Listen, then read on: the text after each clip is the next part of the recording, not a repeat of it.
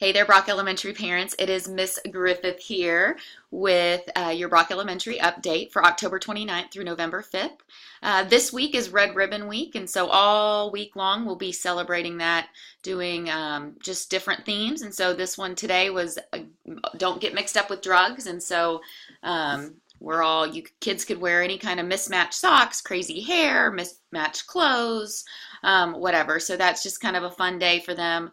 Tomorrow, wear pajamas. Wednesday, kiddos can dress as their favorite storybook character or nursery rhyme character. The only thing that we ask is that kiddos do not wear masks or really scary costumes, just for different reasons. But November 1st is Thursday. It's Throwback Day, so kids can dress from any era, and that will be, that's always fun. And then Friday, we just want kids to deck out in their Brock spirit wear.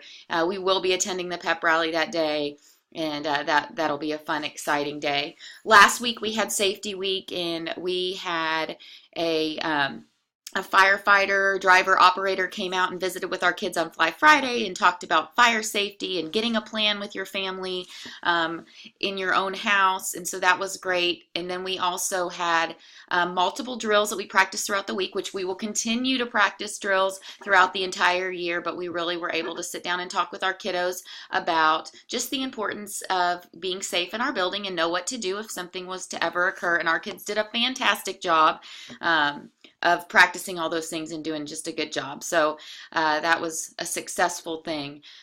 This Monday coming up, November 5th, we do not have school. It's an in-service day for our teachers, as we'll be doing, a bunch of stuff to make school even more awesome for kids.